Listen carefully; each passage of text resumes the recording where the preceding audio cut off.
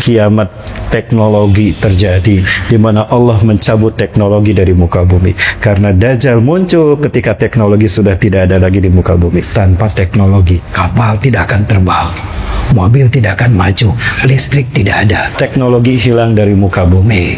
Nah, nanti ketika teknologi dicabut, ini hilang Bapak Ibu, manusia kehilangan separuh nyawanya. Maka peristiwa ini barangkali akan menjadi salah satu tanda terakhir teknologi berada di muka bumi.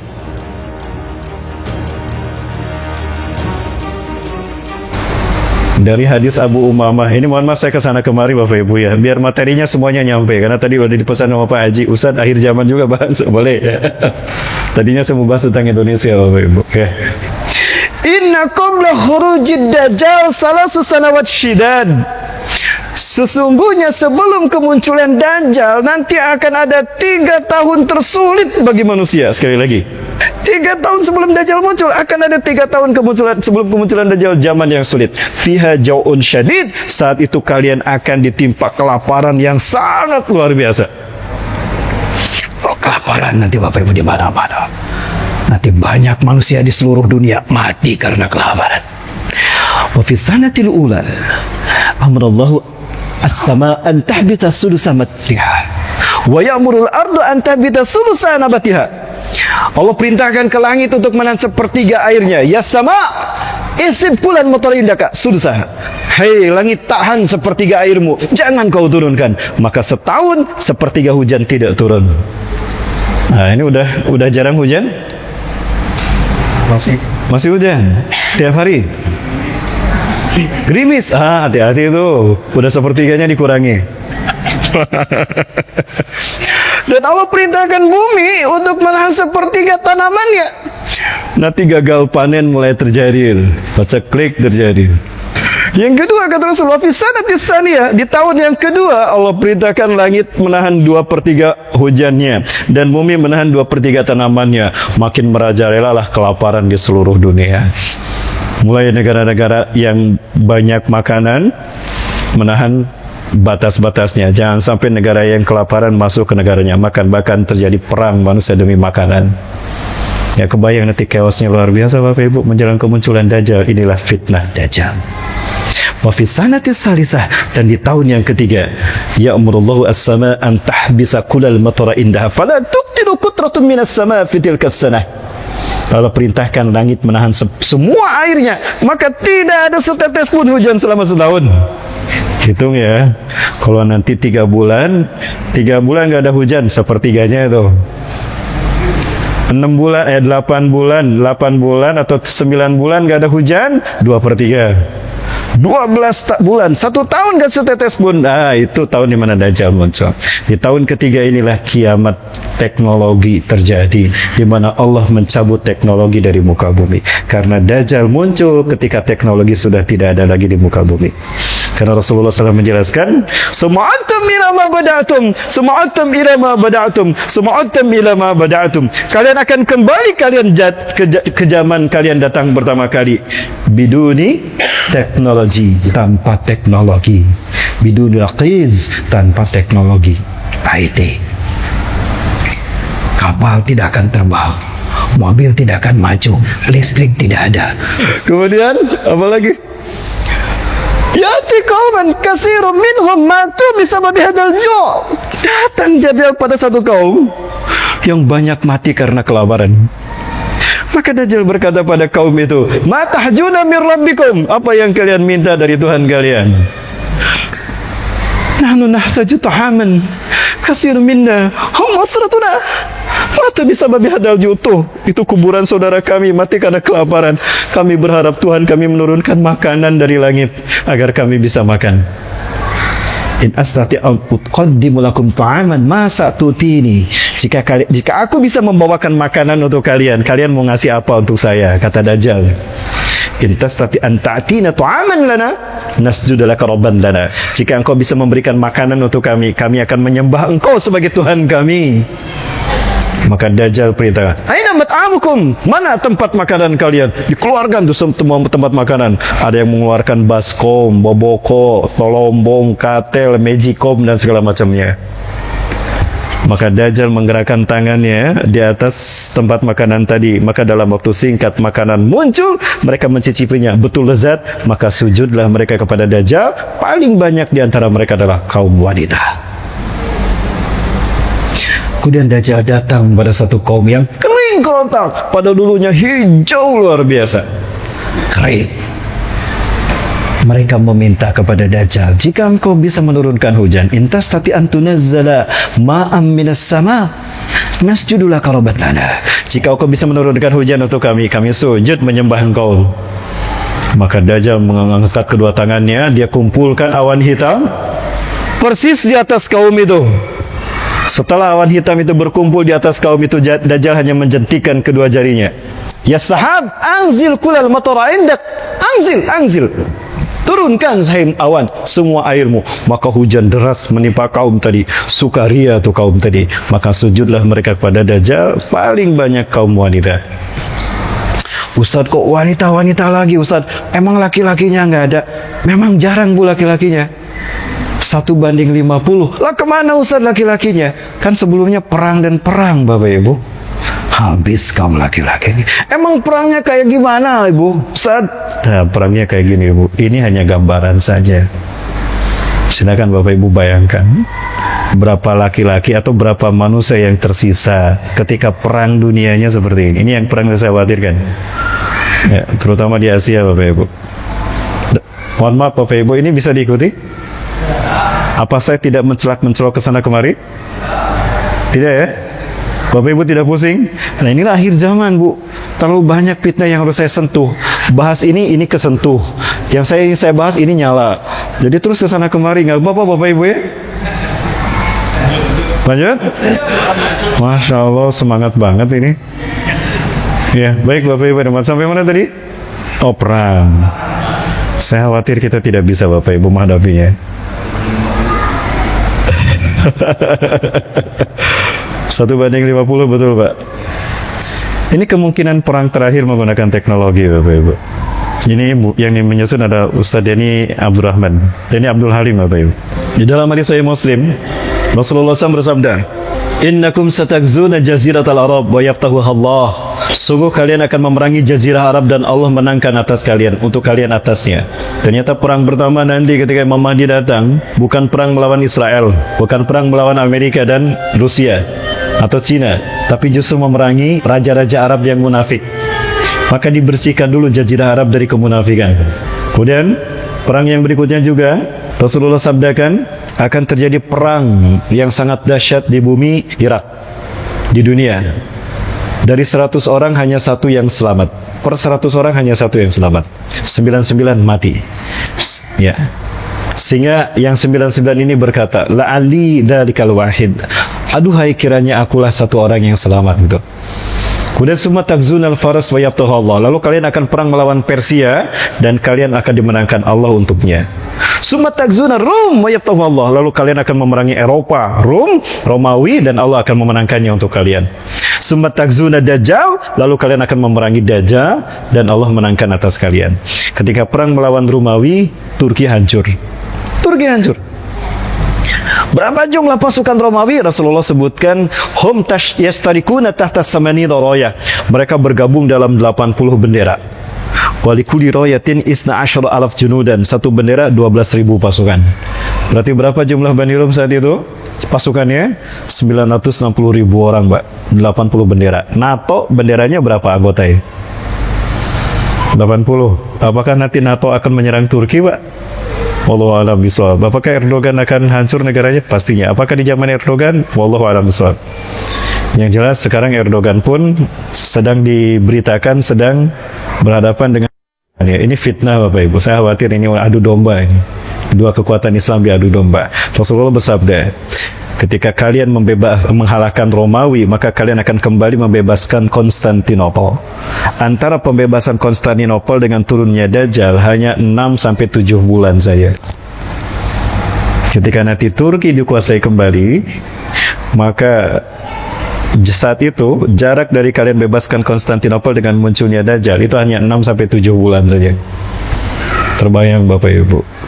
dahsyatnya. Nah, ini perangnya seperti ini. Ini beberapa catatan beliau bersama kami. Ketika itu ini kami bahas pertama kali di Kalimantan, Bapak Ibu, di Balikpapan. Beberapa kepala negara ini, negara adidaya, blok barat, sempat membuat beberapa pernyataan yang bisa memicu terjadinya perang dunia ketiga. Ini beberapa fakta geopolitik yang bisa menjadi penyebab terjadinya perang asimetris, Bapak Ibu ya. Kita percepat, ini hanya analisa saja. Ketika perang melawan Bani Rom, sebelum ketika pembebasan Konstantinopel, itu bisa jadi teknologi masih ada. Dan itu perang nuklir yang terakhir berada di muka bumi. Setelah perang nuklir itu, maka teknologi hilang dari muka bumi. Ya, teknologi hilang dari muka bumi, Bapak Ibu. Nah, pada saat itulah Dajjal muncul. Teknologi adalah ruh bagi umat manusia milenial, betul? Apapun, hatta identitas saja itu dengan teknologi informasi, IT itu. Maka ketika teknologi hilang separuh umat manusia nyawanya. Contohnya apa ini, Bapak Ibu? Ini tanda kiamat telah dekat nih yang kita genggam ini. Betul kalau Ustaz? Ya betul. Rasulullah SAW sempat bersabda, "Ala inna min asyrati sa'ah." 3 kali Rasulullah SAW bersabda, "Ala inna min asyrati sa'ah." Ingatlah dari tanda kiamat akan terjadi antur fa'al asrar wa tudhal ahyar. Ingatlah dari tanda kiamat telah dekat kejadiannya, munculnya manusia-manusia yang terburuk memimpin dunia. Wa tudhal akhyar, orang-orang terbaik mulia di dunia disingkirkan. Sudah terjadi belum? Seolah tidak ada tempat bagi orang mulia, orang terbaik, orang ahli diam menjadi pemimpin.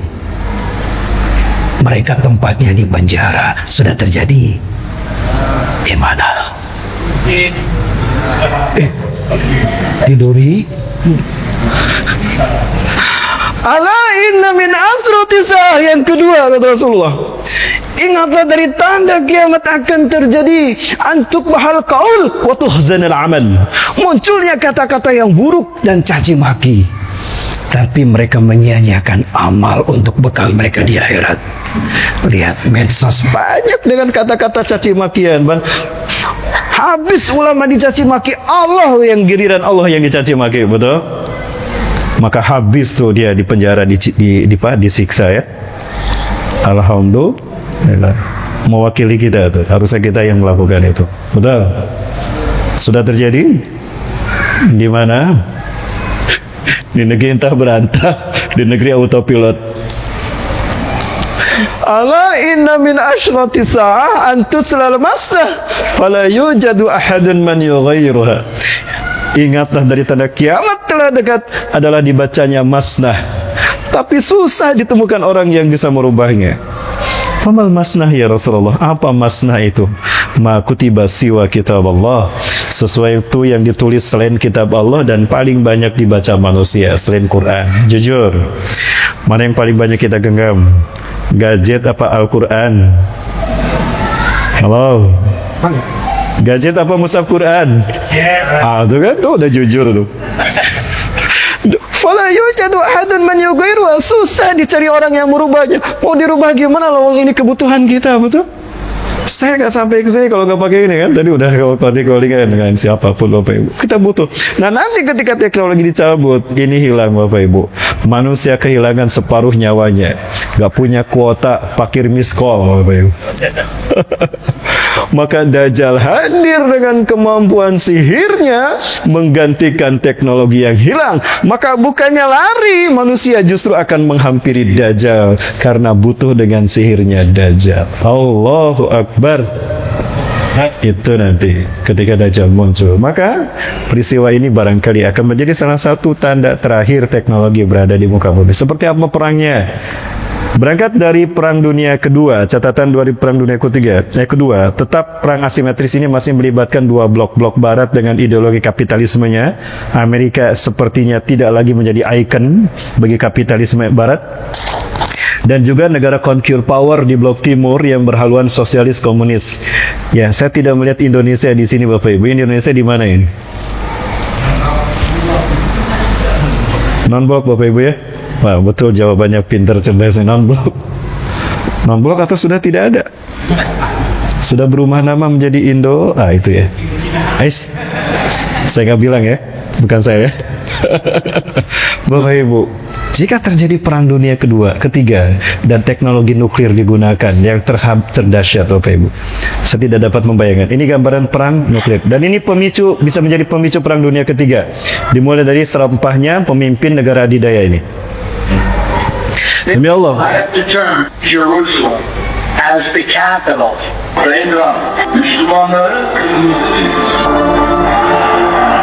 Respon dan pernyataan Donald Trump memicu kemarahan negara-negara Arab sehingga mereka bersekutu. Dan ini beberapa catatan dari Perang Dunia Kedua, kemudian dipersepsikan dari panasnya geopolitik dan peningkatan kekuatan kristalisi kekuatan militer negara-negara, baik blok barat atau blok timur. Peristiwa ini menyebabkan manusia masuk pada hukum rimba. Yang terkuat, dia akan menjadi raja, penguasa dunia. Sekali lagi Bapak Ibu, maka agama sudah banyak ditinggalkan. Pada saat itu manusia betul-betul akan menghambakan diri pada kekuasaan dan siapa yang berkuasa. Namun sangat disayangkan, penguasa yang saat itu datang yang muncul adalah penguasa yang zalim, kata Rasulullah. Pada saat itu justru penguasa yang mereka harapkan menyelamatkan mereka, yang diharapkan menjadi pengganti Tuhan yang hilang dari keyakinan mereka, justru mereka mendapati penguasanya zalim bagaikan singa. Itu kata Rasulullah. Sampai-sampai Rasulullah menggambarkan, sayati ala ummati zamanun, akan datang pada umatku satu zaman, ru'asauhum kal asadi, pemimpin mereka bagaikan singa, wa wuzara'uhum kadhi'ab, para menterinya bagaikan serigala, wa qudatuhum kal kilab, dan para penegak hukumnya bagaikan anjing, wa sairun nas kal agnam, dan kebanyakan manusia bagaikan domba. فَكَيْفَ يَعِيشُ الْغَنَمُ عِنْدَ الْأَسَدِ وَالذِّئَابِ وَالْكِلَابِ. Maka bagaimana bisa domba hidup di tengah singa, serigala, dan anjing? Boleh saya bahas Bapak Ibu? Boleh tidak Bapak Ibu? Nggak akan ada yang tersinggung. Sekali lagi Bapak, di zaman perang seperti ini, manusia sudah kehilangan keyakinannya, agama apapun, kecuali umat Islam. Karena Allah tidak hilang dengan peristiwa ini, tapi Tuhan-Tuhan selain Allah hilang, hancur. Maka manusia berharap kepada mereka yang berkuasa paling kuat saat itu. Tapi apa kata Rasulullah? Justru mereka yang diharapkan menjadi tempat bergantung adalah bagaikan singa. Apa yang kita kenal dari singa? Bapak Ibu, apa yang kita kenal dari singa? Ada julukan bagi singa apa? Raja hutan. Tidak ada pemilu di hutan, singa tetap jadi raja ya. Betul. Mau ada pemilu, mau tidak ada di hutan, singa tetap rajanya. Dan singa ketika menjadi raja, apakah karena dia menjadi orang karena dia singa itu paling adil, karena dia benar, atau karena dia bijaksana? Bukan. Singa menjadi raja di hutan karena paling kuat. Betul. Karena dia paling kuat, maka dia menjadi raja hutan. Maka apa yang terjadi ketika singa bertemu dengan kuda? Apa yang terjadi? Bu, ketika singa bertemu dengan kuda, apa yang terjadi, Bu? Kuda dimakan sama singa, padahal kuda rakyat hutan. Betul? Waalaikumsalam. Ketika singa bertemu dengan rusa dimakan, padahal rusa rakyatnya. Inilah ketika singa menjadi raja di hutan, habis rakyatnya dimakan. Akan datang, kata Rasulullah, satu zaman pada umatku, pemimpin mereka memakan rakyatnya. Sudah terjadi belum?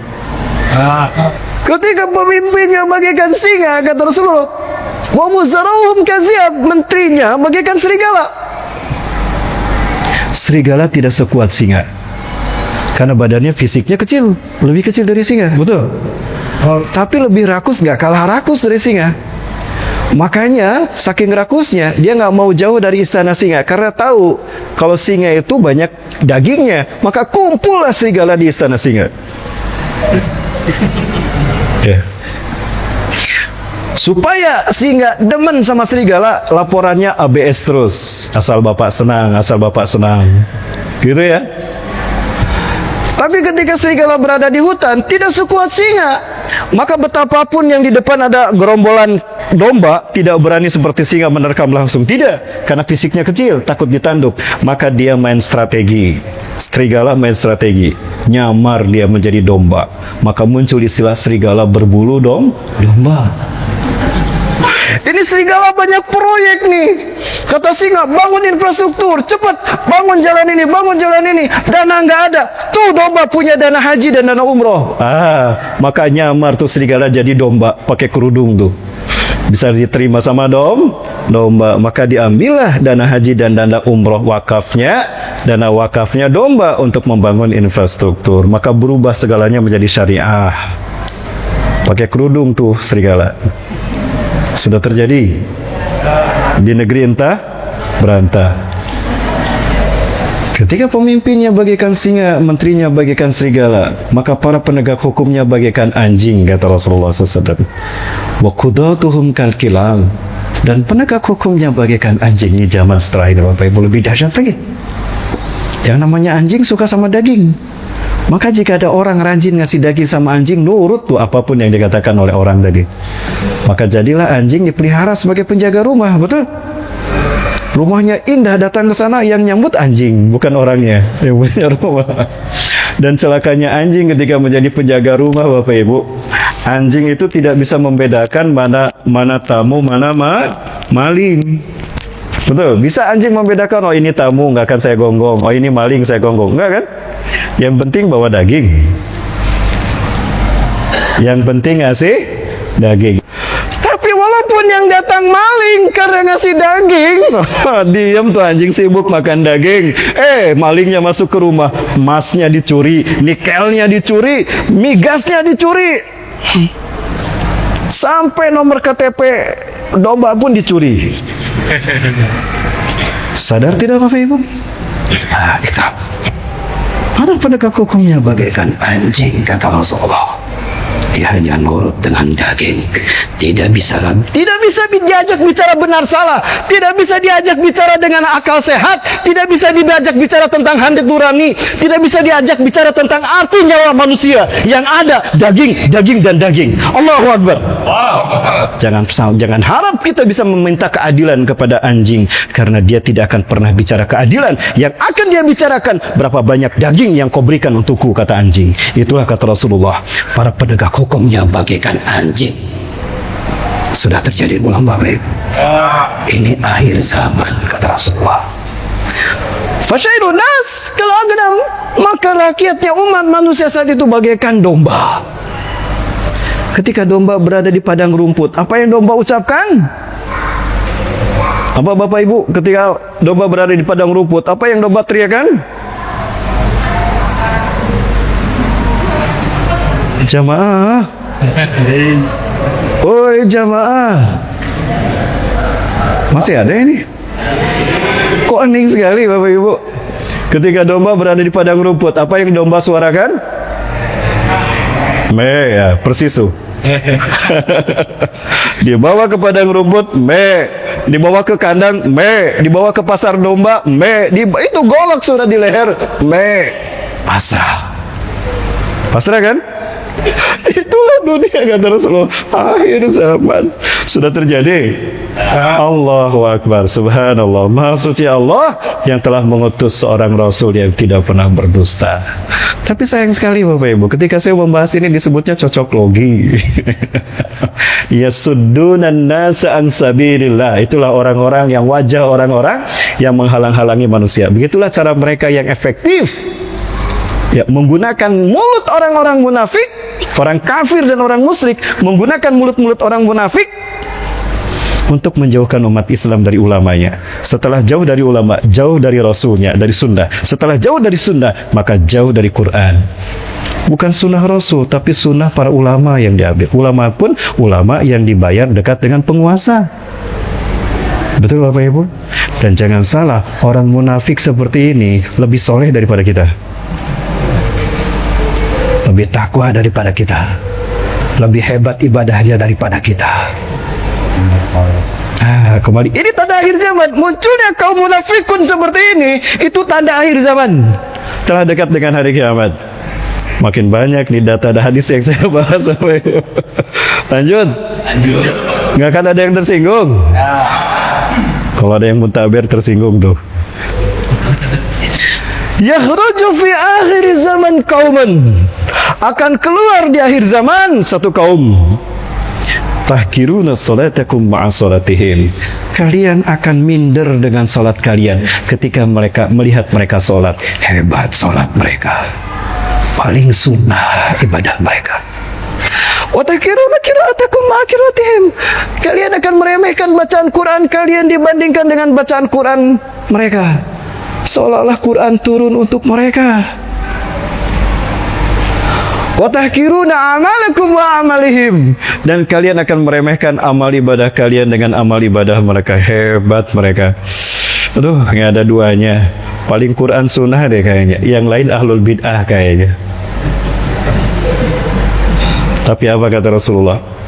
Hum yamrukuna minad din Kama yamrukus sahamu min ramyatih. Mereka lepas dari Islam. Sekali lagi, mereka lepas dari Islam seperti anak panah yang lepas dari busurnya lalu menembus bidikannya. Itulah gambaran lepasnya Islam dari leher mereka. Seperti anak panah yang melejit lepas dari busurnya menembus bidikannya. Balik lagi tidak? Mereka keluar dari Islam, tidak balik lagi, artinya murtad dari agama Islam. Tapi mereka kata Rasulullah, hebat ibadahnya, hebat sholatnya, hebat kajiannya, banyak pengikutnya, ulamanya pun lurusan sebelah sana. Dahsyat. Punya stasiun televisi lagi. Sekali kajian ribuan pengikutnya. Tapi nggak mau hadir di kajian kita karena kata mereka haram hukumnya bermajelis dengan ahlul bid'ah. Ada ustaz yang ngisi di kajian orang ahlul bid'ah, ditahzir habis-habisan. Itu tanda akhir zaman. Mereka munculnya di akhir zaman, betul? Zaman bapak-bapak kecil ada nggak mereka? Nah, ini tanda akhir zaman. Hati-hati, jangan kagum sama mereka. Ada orang kayak gini di zaman Rasulullah, ada. Bukan banyak yang kesabet ya Bapak Ibu ya. Inilah akhir zaman, geopolitik apapun tersentuh oleh fitnah akhir zaman. Baik, setelah ini saya membahas Palestina. Boleh Bapak Ibu sekalian? Kita jalan-jalan ke Palestina sedikit Bapak Ibu ya. Baik, sebelum kita ke Palestina, ini ada sesuatu ya. Mudah-mudahan kita tidak kagum ya, karena beberapa puluh kilometer dari sini ada pusat terbesar di Indonesia nih, kelompok yang satu ini. Dan itu di provinsi ini. Wow, di provinsi ini kan? Ada seorang laki-laki di zaman para sahabat, di zaman Rasulullah, yang para sahabat kagum. Ketika sholat, aduh, bagus sekali sholat ini, kayaknya paling sunnah nih sholatnya. Bro, sholat kita mah nggak ada apa-apanya ya, betul, hebat. Ketika baca Quran luar biasa. Dan ketika menjelaskan Quran dahsyat luar biasa. Ketika bicara Islam dahsyat luar biasa. Sampai-sampai para sahabat berkata, "Lau kana nabiyyun ba'da Rasulillah lakana huwa nabiyyuh." Andai kan ada nabi setelah Rasulullah, pastilah dia nabinya, pastilah dia orangnya. Lalu mereka cerita sama Rasulullah SAW. Rasul penasaran, mana orang yang kalian kagum kepadanya? Huwa ya Rasulullah alladzi yusalli. Tuh yang sedang sholat ya Rasulullah. Hadzal ladzi ta'jabuna bih. Ini kalian yang laki-laki, inilah laki-laki yang kalian kagum padanya. Iya ya Rasulullah, coba lihat, hebat kan? Coba lihat bacaan Quran ya. Dahsyat ya Rasulullah. Kalau ada nabi lagi setelah Anda, mungkin dia orangnya. Allahu Akbar. Apa kata Rasulullah? Subhanallah. Demi Allah, aku tidak melihat kemuliaan pada orang ini. Yang aku lihat bekas tamparan setan di mukanya. Orang ini, kata para ulama, adalah orang yang bikin Allah murka, iblis kecewa. Allah murka, iblis kecewa. Karena setengah-setengah. Ada untungnya nggak Allah murka, iblis kecewa? Ada untungnya Allah murka, iblis kecewa? Dia bukan ilham, laisa bikram, innahu laisa bikram. Dia bukan orang mulia. Yang aku lihat bekas tamparan setan di wajahnya. Iblis kecewa sama dia, maka digampar dia sama iblis. Allah sudah jelas murka sama dia. Karena setengah-setengah mengikuti iblis. Saya butuh 2 jam untuk membahas siapa mereka. Di Bandung saya bahas 3 pertemuan Bapak Ibu tentang kelompok yang satu ini. Maka hati-hati, jangan kagum kepada mereka. Jangan sedikit pun kagum kepada mereka. Hati-hati, inilah fitnah akhir zaman. Tertipu kita oleh mata penglihatan kita. Para sahabat aja ketipu kok, apalagi kita, betul? Para sahabat kagum sama dia, apalagi kita.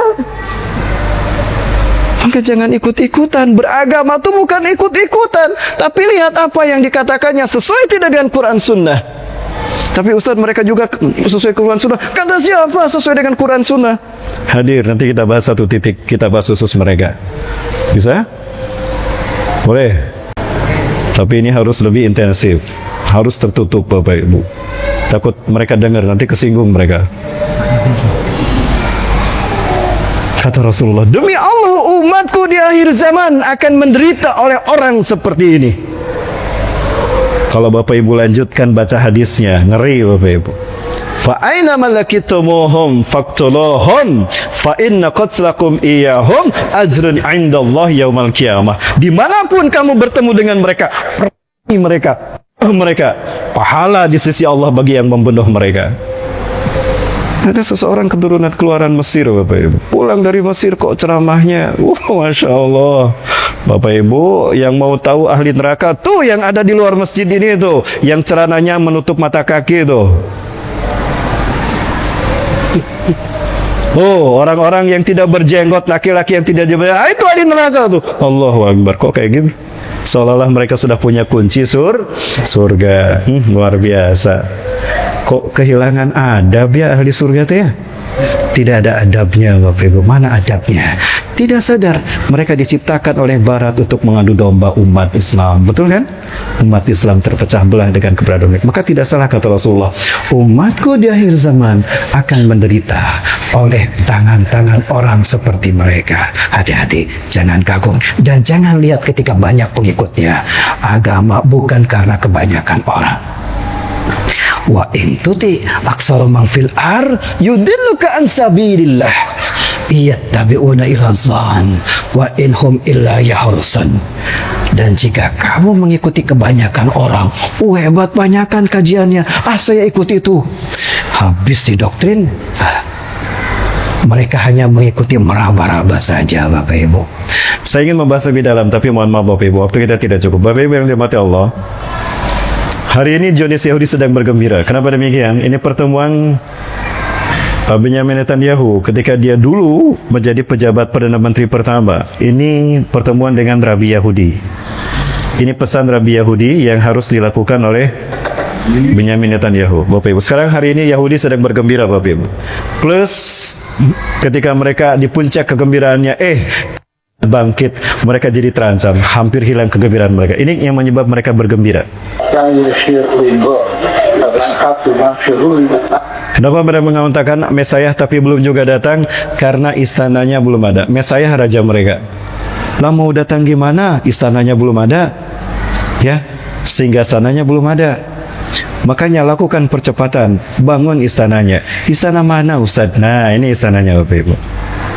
Jadi mereka ingin mengambil alih kiblat kita yang pertama dan akan mereka hancurkan.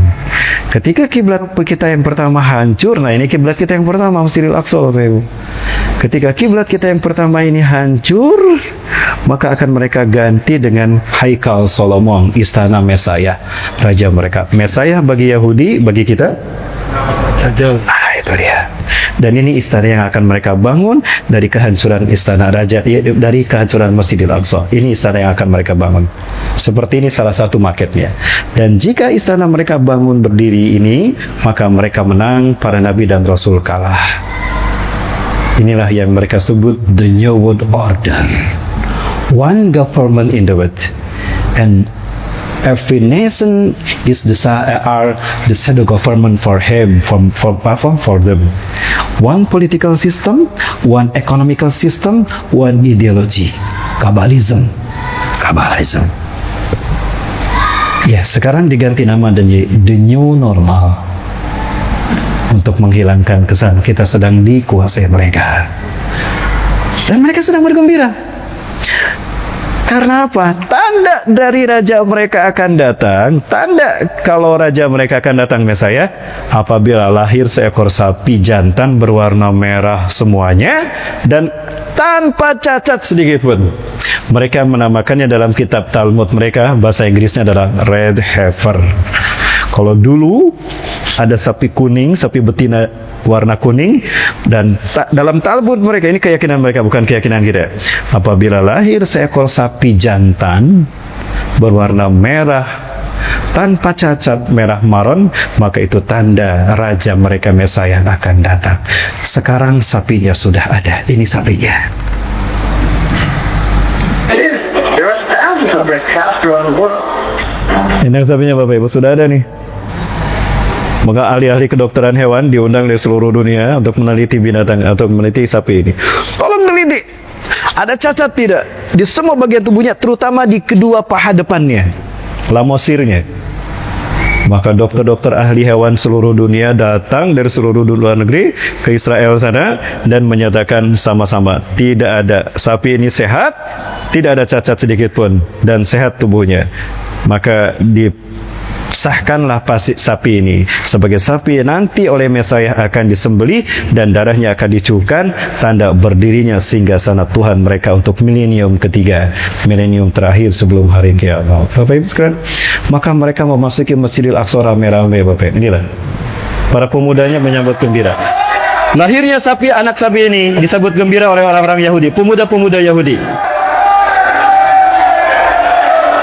Hingga pada akhirnya mereka memasuki Masjid Qibli. Saudara-saudara kita kaum muslimin yang sedang sholat pun dizolimi Bapak Ibu. Ini keributan mereka di Masjid Qibli. Karena ingin masuk memerangi umat Islam yang sedang sholat di Masjid Qibli. Bukan hanya itu Bapak Ibu sekalian, mereka pun menghancurkan kiblat kita yang pertama ini. Demi Allah, saya melihat sendiri Bapak Ibu, bagaimana mereka menggali terowongan. Sholat kami terganggu di Masjidil Aqsa karena ekskavator besar yang beraung-raung menghancurkan dasar pondasi Masjidil Aqsa ini. Ini beberapa terowongan, tidak kurang dari 300 terowongan, dihitung oleh, semoga Allah melindungi beliau, adalah ulama yang berhasil meneliti dan memilem semua terowongan yang dibangun Yahudi. Tidak kurang dari 300 terowongan ada di bawah Masjidil Aqsa. Dan mereka meyakini apabila ada gempa 5-6 skala Richter saja ambruk nih Masjidil Aqsa, maka buru-buru mereka ganti dengan Haikal Solomon. Bapak Ibu rahmati Allah Subhanahu wa taala, ini seperti ini. Dan yang digerahkan adalah anak-anak muda Yahudi dari berbagai macam klan. Ada klan Ashkenazim, ada klan Sephardim dan sebagainya. Beberapa titik di wilayah timur Bapak Ibu saya melihat ada sudah amblas, itu sampai dijaga karena itu bagian penting, maka kami tidak bisa masuk ke wilayah itu Bapak Ibu sekalian. Betapapun kami diperbolehkan masuk ke Masjidil Aqsa, satu-satunya masjid besar dunia yang bernuansa peradaban manusia di dunia yang dikuasai oleh mereka itu Masjidil Aqsa. DKM-nya orang Yahudi Pak, yang pegang kunci mereka, yang membolehkan, yang ngatur siapa yang boleh sholat mereka. Jadi Bapak Ibu, Masjidil Aqsa sedang ada dalam kehancuran sekarang. Dia memanggil kita. Bapak Ibu, lupakah kita kalau Masjidil Aqsa adalah kiblat kita yang pertama? Demi Allah, inilah Masjidil Aqsa. 16-17 bulan setelah peristiwa Isra Mi'raj, diwajibkannya sholat 5 waktu, inilah kiblat kita. Inilah kiblat para nabi dan rasul. Semua nabi dan rasul sebelum Mekah menjadi kiblatnya menghadap ke sini. Jadi ini kiblat semua nabi dan rasul, kiblat peradaban manusia. Nabi Adam diturunkan ke dunia memulai dakwah tauhidnya di Ka'bah. Nanti kita bahas tentang kaitan Ka'bah dengan Masjidil Aqsa. Saya sampai hari Kamis di sini, Jumat baru saya kembali. Materi-materi ini tolong ditagih ya. Nanti kita bahas satu-satu. Sudah ada 4 judul ya. Sudah ada 4 judul. Cukup berarti yang salah Bapak Ibu. Tagih ya. Makanya hadir nanti di masjid yang keempat nih. Masjid ini. Bapak Ibu yang dirahmati Allah. Bukan hanya sholat 5 kali di sini, pahalanya 500 kali lebih sholat di masjid lain. Bukan hanya itu. Ketika kami di Wadi Yunus, Bapak Ibu, ada seorang syekh, ini kunjungan kita ke Wadi Yunus nih. Wadi Yunus sekarang ada di jantung pusat kota Israel. Mohon maaf ini saya kesana kemari Bapak Ibu untuk membuktikan kalau saya tidak hanya sekedar bicara Bapak Ibu. Saya tidak mau berbohong karena ada yang menuduh saya berbohong. Ustaz ngibul nggak pernah kesana. Nah ini Bapak Ibu saya tunjukkan. Tapi mudah-mudahan saya tidak berkurang keikhlasan kami. Ini ketika kami berkunjung ke Wadi Yunus. Ini adalah kampung halaman Nabi Yunus. Kita berhenti di sana dan ini masjid Nabi Yunus. Di sinilah Nabi Yunus tinggal, melayani kaumnya, mengadakan kajian di masjid ini. Dan sini terdapat makom Nabi Yunus. Ini masuk bagian dalam dari makom Nabi Yunus. Ketika kami masuk ada syekh kami. Ini syekh yang menjadi wasilah informasi sampai pada kami ya. Syekh inilah yang menyampaikan ini. Saya inilah mengingatkan pada kami tentang 3 permintaan Nabi Sulaiman yang dikabulkan Allah. Nah ini makom Nabi Yunus nih. Disebut makom bukan berarti kuburan. Makom itu adalah tempat di mana Nabi Yunus duduk, berdiri, sholat, tiduran, menerima umatnya yang mengadu pada beliau. Ya, itu ruangan yang disebut dengan makom ya. Maka peralatan apapun yang digunakan Nabi Yunus para nabi ada di dalamnya. Ini bukan kuburan. Ini dibuat begini oleh Solihuddin Ayyubi dari Mesir. Karena Mesir itu menganut sekte Fatimiyah, madhab Fatimiyah, maka terkesan selalu begitu ornamen-ornamen. Nah, di sini Syekh kita ini bilang sama kami, Ustadz, kan ditanya, Ustadz salah satu itinerarinya kemana Ustadz? Saya bilang, Syekh insya Allah kami akan ke Masjidil Aqsa. Saya bilang begitu. Itu destinasi kami. Setelah dari Al-Aqsa, kami akan ke Mesir. Dari Mesir, kami baru ke Madinah, Mekah Madinah. Bapak Ibu, kenapa kami gunakan ini? Ketika kami membawa bantuan langsung, Israel tidak mengizinkan. Ketika pun kami bergabung dengan Mafi Marmara, bukan saya, teman-teman, itu ditembak mati Bapak Ibu. Banyak yang meninggal dunia. Maka kita siasati dengan umroh plus Aqsa, bantuan itu sampai. Jika ada yang menitipkan pada saya sendiri yang berangkat. Saya tidak akan menitipkan pada orang lain. Trauma Bapak Ibu. Pernah saya titipkan, tidak sampai. Sementara itu amanah.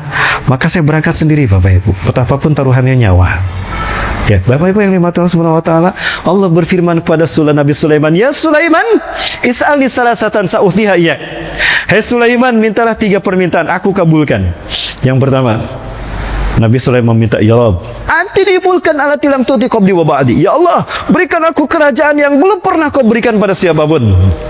Maka Allah kabulkan. Allah beri kerajaan besar bagi Nabi Sulaiman. Semua Allah perintahkan tunduk pada Nabi Sulaiman. Ifrit, dedemit, amit-amit, semua jenis jin tunduk pada Nabi Sulaiman. Bahkan burung hudhud pun menjadi pasukan Nabi Sulaiman. Bahkan Allah perintahkan angin dan air tunduk melayani Nabi Sulaiman. Maka cukup duduk di atas karpet, terbang tuh Nabi Sulaiman. Yang kedua, ij'alni malikan adilan kama tarda. Jadikan aku pemimpin yang adil sebagaimana keridhoanmu. Maka jadilah Nabi Sulaiman raja yang adil. Saking adilnya, semut pun merasakan keadilan. Tidak diinjak-injak. Di Indonesia, semut merasa keadilan? Merasa diadili? Adil tidak semut? Dia mendapatkan keadilan tidak semut Bapak Ibu?